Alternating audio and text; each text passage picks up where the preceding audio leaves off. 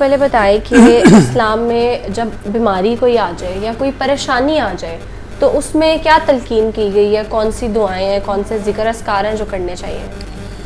بسم اللہ الرحمن الرحیم۔ الدین النصیحہ، دین اسلامی سراپا خیر اور راہ نجات ہے۔ اسلام ہر چیز میں رہنمائی کرتا ہے، آپ کا چاہے مشکل وقت ہو اور اسی طرح خوشی ہو، غمی ہو۔ الذی خلق الموت والحیات لیبلوکم ایکم احسن عملا وَلَنَبْلُوَنَّكُمْ بِشَیْءٍ مِّنَ الْخَوْفِ وَالْجُوعِ۔ پہلی رہنمائی جو قرآنی ہے وہ یہ استعینوا بالصبر والصلاۃ۔ آپ فوراً سے پہلے جب بھی آپ کو تکلیف آ جائے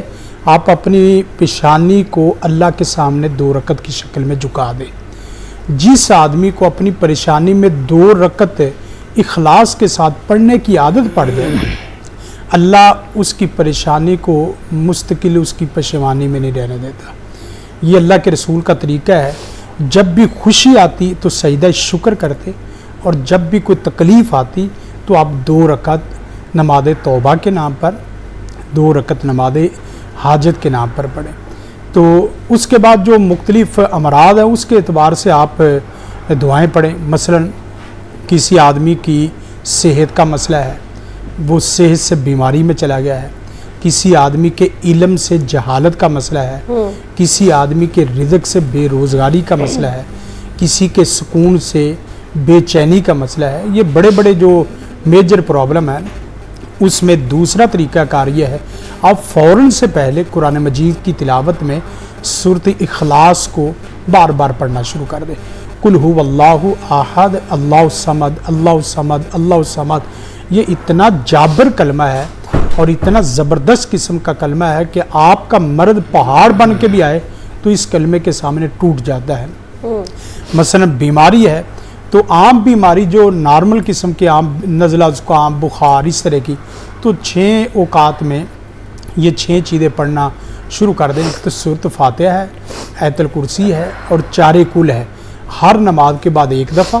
اور اسی طرح صبح و شام اس کو 3 دفعہ پڑھنا شروع کر دیں، اللہ کی رحمت ہو جائے گی۔ اور کسی آدمی کے دل دماغ میں انزائٹی اور ڈپریشن کا مسئلہ ہے تو وہ 2 صورتیں اس کے ساتھ ملا لیں،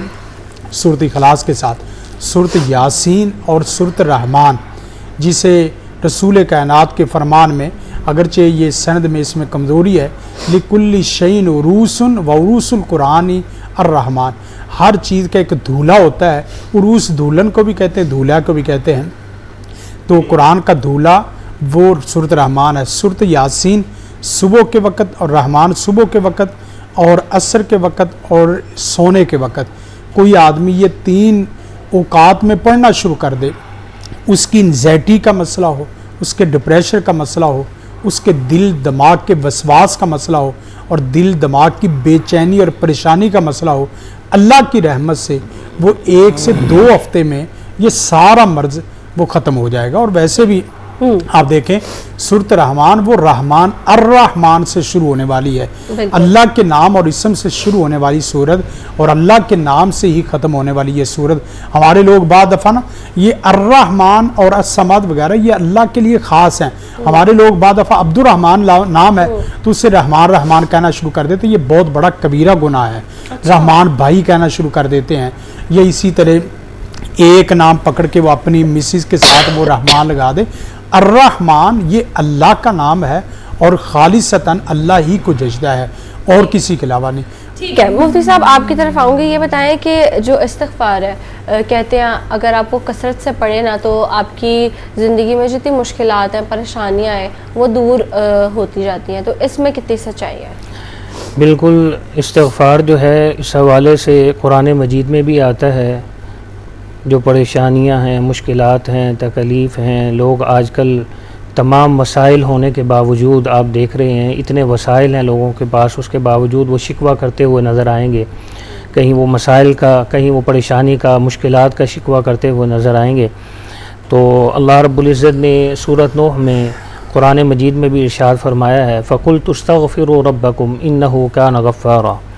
فرمایا يُرْسِلِ السَّمَاءَ عَلَيْكُمْ مِدْرَارًا وَيُمْدِدْكُمْ بِأَمْوَالٍ وَبَنِينَ وَيَجْعَلْ لَكُمْ جَنَّاتٍ وَيَجْعَلْ لَكُمْ أَنْهَارًا تو استغفار کے بے شمار فوائد اس میں بھی بیان فرمائے ہیں کہ اللہ رب العزت پریشانیوں کو غموں کو بھی دور فرما دیں گے، بے شمار رزق بھی عطا فرما دیں گے، اور اسی طرح جو اولاد ہے بے شمار نرینہ اولاد وہ استغفار کی کثرت سے اللہ رب العزت ارشاد فرما دیں گے۔ قرآن مجید کی ایک اور آیت مبارکہ ہے جس میں اللہ رب العزت نے ارشاد فرمایا ما یفعل اللہ بعذابکم ان شکرتم آمنتم،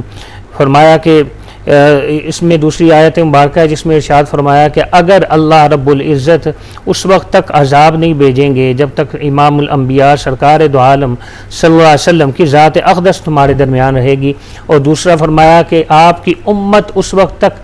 بڑے عذاب سے محفوظ رہے گی جب تک وہ استغفار کثرت سے کرتی رہے گی۔ یہ قرآن مجید میں اللہ رب العزت نے ارشاد فرمایا، اور حضور نبی کریم صلی اللہ علیہ وسلم نے ارشاد فرمایا من لزم الاستغفار جعل اللہ له من کل ہم فرجا ورزقہ من حیث لا یحتسب، فرمایا کہ جو لازم پکڑ لیتا ہے استغفار کو، صبح شام کثرت سے استغفار کرتا ہے تو اللہ رب العزت ہر غم سے اس کو نجات دیتا ہے، ہر پریشانی اور دکھ سے اس کو نجات دیتا ہے، ورزقہ من حیث لا یحتسب، فرمایا کہ ایسی جگہ سے اس کو رزق دے گا کہ اس کا وہم و گمان بھی نہیں ہوگا۔ آج ہم صبح سے شام تک رزق میں پریشانی میں، اسی پریشانی میں، معاشی پریشانی میں صبح سے شام تک پریشان رہتے ہیں، تو اللہ رب العزت فرماتے ہیں کہ جو استغفار کثرت سے کرتا رہے گا تو میں اس کے مال میں بھی برکت عطا کروں گا، اور یہی نبی کریم صلی اللہ علیہ وسلم کے ارشاد ہے، فرمایا کہ وَرَزَقَهُ مِنْ حَيْثُ لَا يَحْتَسِبْ، اس کا گمان بھی نہیں ہوگا۔ ایک تو یہ انسان سوچتا ہے